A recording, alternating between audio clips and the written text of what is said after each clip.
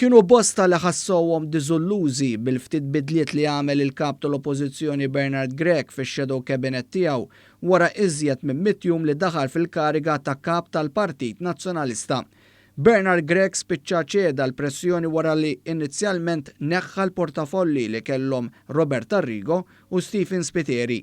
Arrigo oriġinarjament neħħilu t-turizmu żda mbagħad kellu jerġa' jtihulu filwaqt li l-Spiteri kellu jżommlu s-saħħa wara li anke għamet rivolta kontra l-kap u membri tal-Kumitat Sezzjonali tat-Tieni Distrett minn fejn Spiteri jitla fl-elezzjoni, bdew jeddu li se jirriżenjaw f'daqqa.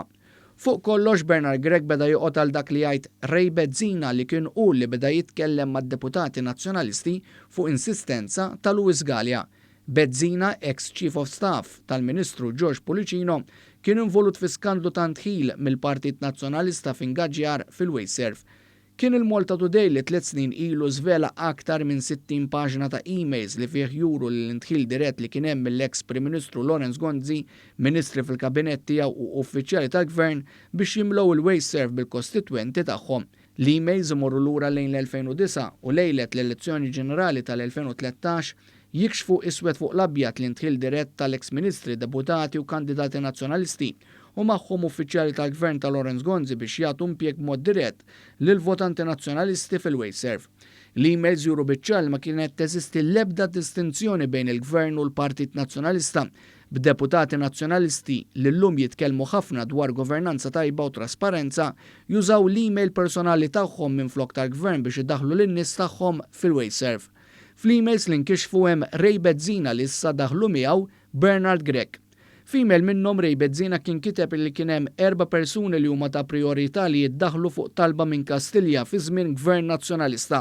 Saħa li ġennoh fuqhom taħt email ta' Monika Mizzi, l-ex segretarju privat ta' Gonzi. F'email oħra Bezzina jsemmi 2 persuni oħra biex jiddaħħlu jaħdmu. Saħansitra f'email separata, Ray Bezzina li isset jieħu deċiżjonijiet għal Bernard Grech kiteb lil Vincent Magri dak iż-żmien kap eżekuttiv tal-Wayserv u qallu li d-deputat nazzjonalista Beppe Fenegadami kien kellmu dwar persuna oħra.